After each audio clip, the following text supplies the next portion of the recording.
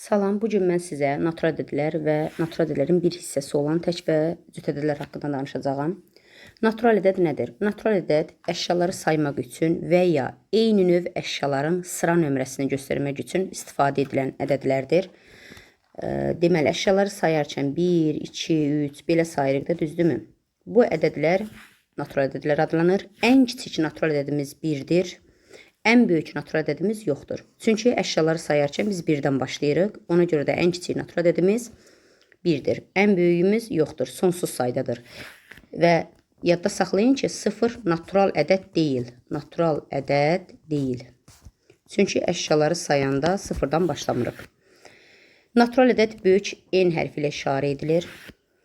Və natural ədədlər sırası dedikdə belə yazılır. 1, 2, 3 və s. N. Bu ardıcıllığa natural ədədlər ardıcıllığı və ya natural ədədlər sırası deyilir. Burada N natural ədədlər çoxluğunun elementidir. Yəni, bunu biz belə yazırıq. N natural ədədlər çoxluğuna daxildir. Bu, uşaqlar, daxildir işarəsidir. Natural ədədlər tək və cüt olmaqla iki yerə ayrılır. Tək natural ədədlər sonu 1, 3, 5, 7, 9 ilə bitənlər tək ədədlərdir. Məsələn, 179 sonuna baxırıq. Sonu neçədir? 9. Deməli, 179 tək ədəddir. Məsələn, 271 sonuna baxırıq. 1, sonu 1-dir, tək ədəddir. Cüt ədədlər isə sonu 0, 2, 4, 6, 8 ilə bitənlər cüt ədəddir. Məsələn, 246 sonuna baxırıq, cütdürmü? Deməli, bu ədəd cütdür. Məsələn, 1000 sonu 0 cütdürmü? Bəli, deməli, bu ədəd cütdür. Ümumiyyətlə, cüt ədədləri belə də yadda saxlamaq olar. 2-yə bölünən ədədlər cüt ədəddir. Yəni, 2 ədəd, əgər ədəd 2-yə bölünürsə, deməli, cütdür. 2-yə bölünmürsə, deməli, təkdir. Və biz gələcək dərslərimizdə 2-yə bölünmənin qaydasında keçəcəyik. Bir də onu yadda saxlayın ki, tək və cüt ədədlər 2-2 artır. Məsələn, tutaq ki, 3, 5, neçə artdı? 2. Tutaq ki, yazırıq 8, 10, neçə artır? 2-2. Yəni, tək ədədlərdə, cüt ədədlərdə neçə artır? 2-2 artır.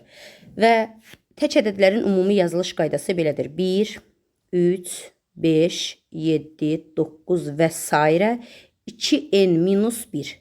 Yəni, tək ədəd dedikdə 2n-1 kimi işarə edib yaza bilərik. Ümumi yazılış qaydasıdır. Burada n natural ədədlər çoxluğuna daxildir.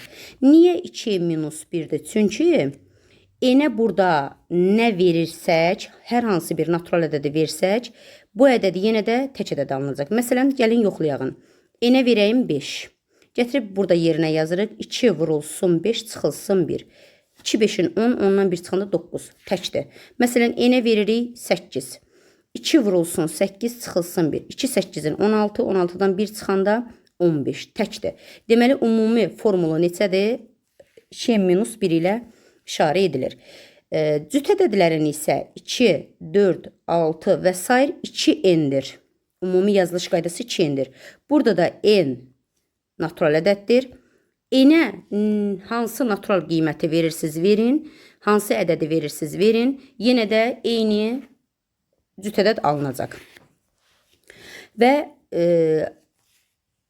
ardıcıl natural ədədləri isə bildiyimiz kimi bir-bir artır. Məsələn, 1, 2, 3, 4 və s. Ardıcıl natural ədədlər hər sonraki ədəd əvvəlki ədədin üzərinə bir gəlməklə alınır. Məsələn, tutaq ki, 3 necə alınır? 2-nin üstünə 1 gəlirik. 15 necə alınır? 14-ün üstünə 1 gəlirik. Baxın, bu formada yazılır. Və bir də onu da qeyd edim ki, natural tək ədədlərin cəmi, yəni tək natural ədəddən söhbət gedir. Tək natural ədədlərin cəmi, cüt natural ədədlərin cəmi, ardıcıl natural ədədlərin cəmini müəyyən qayda ilə tapmaq olar. Və gəlin biz bunu qeyd edək. Birinci, qeyd edək ardıcıl natural ədədlərin cəmi. Ardıcıl natural ədədlərin cəmi. Ardıcıl natural ədədlərin hansı idi? 1 üstə gəl. Bunu silək. Ardıcıl natural ədədləri toplayaq. 1, 2, 3 və s. üstə gəlinsin n. Bu hazır düsturla hesablanır. Yəni bunu biz belə yaza bilərik. N üstəgəl 1 bölünsün 2 ilə hesablamaq olar. İkinci, ardıcıl tək natural ədədlərin cəmi. Ardıcıl tək natural ədədlər 1, 3, 5 üstəgəlinsin və sair 2 minus 1 bərabər olur n-in kvadratına. Yəni bundan hesablanır.